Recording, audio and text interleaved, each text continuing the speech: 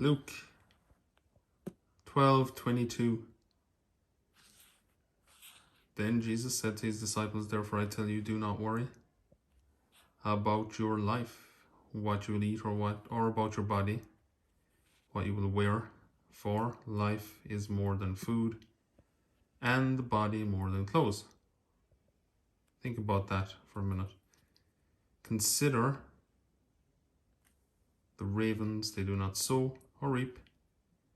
They have no storehouse or barn, yet God feeds them. So, relying on God for all of your needs, basically. How much more valuable are you than the birds? You are much more valuable because you're a child of God. Who of you, by worrying, can add a single hour to your life? So if you're in anxiety right now,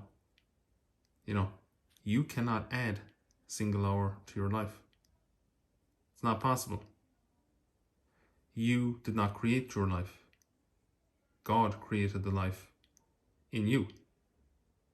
So worrying about and trying to add, worrying about all this stuff and say, oh, who can add a single hour to your life? You can't add a single hour to your life. No one can. We're all going to exit. So, who of you, by worrying, can add a single hour to your life? Or in the amplified version, to your span of life, right? You cannot. So no point in worrying. Since you cannot do this very little thing, why do you worry about the rest? Worry is wasted time. Consider how the wildflowers grow. They do not labor or spin. Yet I tell you, not even Solomon in all his splendor was dressed like one of these. If that is how God clothes the grass of the field, which is here today and tomorrow thrown into the fire, how much more will he clothe you? You of little faith. Faith, faith, faith, faith, faith, faith. You must have faith. The absence of faith is fear. And perfect love, when you live in love, casts out fear. And do not set your heart on what you will eat or drink. Do not worry about it. For the pagan world, that's this world, pagan world, runs after all such things. And we are in this world, but not of this world. You may be. If you are of this world, then that's hard. It's going to be very, very hard for you, because this world, as you can see, is falling to pieces and has been for many years. And that is their pagan lines. They go back to the beginning. Very, very old lines before any religion was created. Paganism. And you may say, yeah, but I'm a pagan. Okay, you're entitled to be that way, but it just says, for the pagan world runs after all these things. What is pagan? Basically, of this world, right? Pagan practices, pagan followings. You can delve into that for yourself if you want. I wouldn't suggest it, but if you want to learn some information on that, you for sure can. I've studied in depth into multiple pagan religions, etc. I would say postpone your investigations into the occult. It's not going to do you any favors. Take it from someone who has studied it pretty much in depth. So yeah, moving on. And your Father knows that you need them all. So basically God, your Father, right? So whatever way you want to believe that, there is one God. God looks after you when you turn to him. But seek his kingdom, and these things will be given you as well. Do not be afraid, little flock, for your Father has been pleased to give you the kingdom. What does that mean? So a lot of people's minds will snap shut against this. All of this. Why? Because people are distressed and people are out for their own, and they want to do their own thing, and they just focus on what they want to focus on. And that's okay. But when you realize that you really have nothing to worry about, then you're free.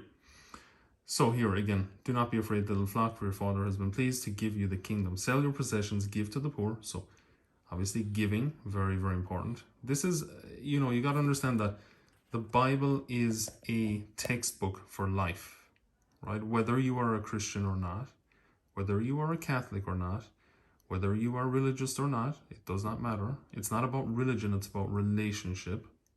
When you understand that, your mind may snap shut because some reason or something told you somewhere about this religion or that religion. I say be spiritual.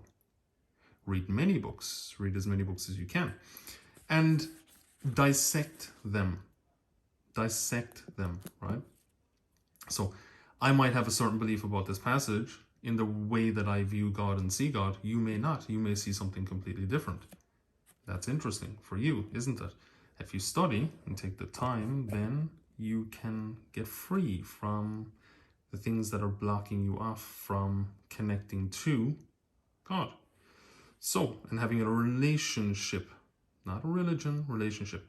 Sell your possessions, give to the poor, provide purses for yourselves that will not wear out, a treasure in heaven, right? Whether you believe in heaven or not, you can dissect that line for yourself.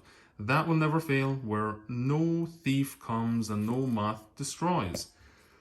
So, where your treasure will be, there your heart will be also. So again, here, look. For where your treasure is, there your heart will be also.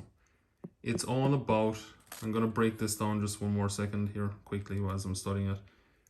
Do not worry, Also, food and the body, clothes, etc. You are worth much more than that. You do not have to worry.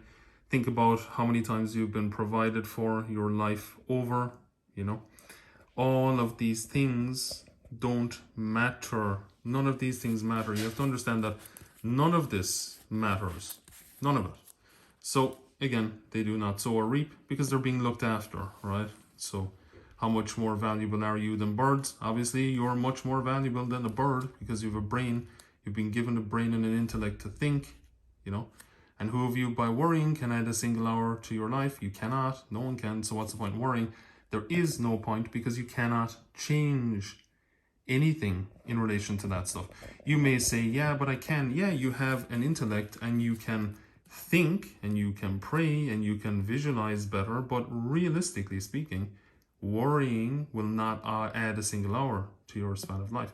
We are here, the breath of life is breathed into us, and we shall pass out of this life, So yeah, going down again. So consider how the wildflowers grow. They don't labor or spin. So they're not trying to do anything. They're basically not laboring or spinning.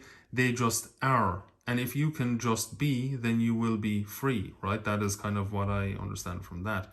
So just being and actually just, staying and being, then you will be free. Yet I tell you, Solomon in all his splendor was dressed, in all his splendor was dressed like one of these. So it all comes down to actually trusting. So faith, trust, and when you have faith and trust, then you automatically have love because you're no longer in fear, and then you are free, right? So all of these things. Now, especially in this day and age that we're in right now, and I won't go on much longer, but again, we come down, and we see here, do not set your heart on what you will eat or drink. Do not worry about it. So again, trust issues, right?